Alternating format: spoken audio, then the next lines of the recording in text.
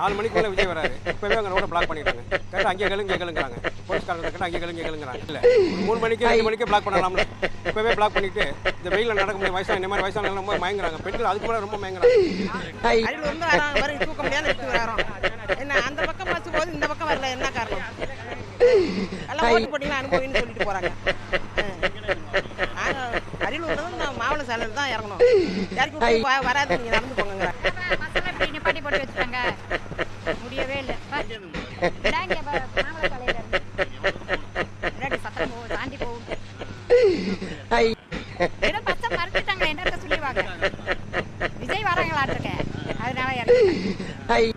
சமயபுரத்துலேருந்து bus ஏறி மாம்பழ சாலையில் இறங்கி மாம்பழ சாலையிலேருந்து இப்போ சத்திரக்காண்டு நடந்தே வரோம். அதுக்கு தான் நாங்கள் ஓட்டு போட்டோமா? அவர் மினிஸ்டர் வராராம். அண்ணா அறிவாலயத்துக்கு பக்கத்தில் அங்கே ஒரு மீட்டிங் நடக்குது. அதனால இன்னைக்கு எங்களை அங்கே பஸ் போகாமல் நிப்பாட்டி ஸ்ரீரங்க வழியை திருப்பி விட்டு இப்போ நடந்து வரோம். நாங்கள் அது சொல்லியிருந்துருப்பாங்க. அவங்க பஸ் நேரம் சத்திரம் வந்துட்டாங்க. அடுத்த மாம்பழ சாலையில் அப்படியே நிறுத்திட்டாங்க. சொல்லுங்க 5 ரூபா டிக்கெட் கொடுத்து வாருங்க.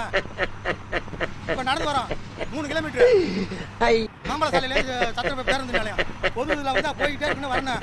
மக்கள் இது மாதிரி வந்து அப்படியே நாளைக்கு மினிஸ்டர் வராது சொல்லிட்டு எல்லாம் போராட்டம் பண்ணி பசங்க நிப்பாட்டி இருந்தோம்னா இப்போ பிரச்சனை இல்லைல்ல.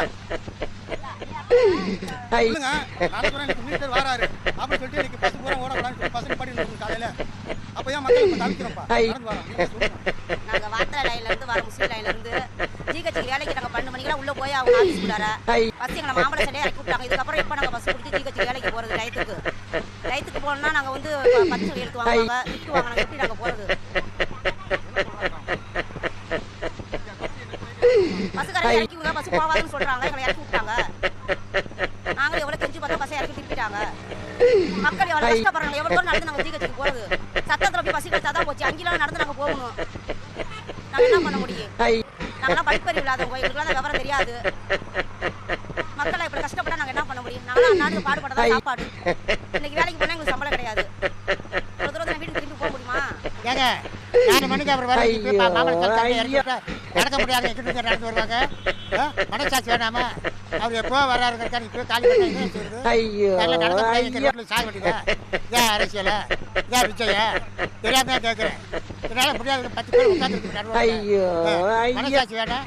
4-5 மணிக்கு வரைக்கும் பேர் பார்த்தா என்ன செய்ய முடியாங்க? முடியாதவங்க நாங்கள் என்ன செய்ய முடியும்? கெட்ட விஷயம் தான் செய்யறாங்க. இது ஒரு நல்ல விஷயமே கிடையாது. ஏன்னா இது அதை விட அராஜகம்னு சொல்லி சொல்லுங்க.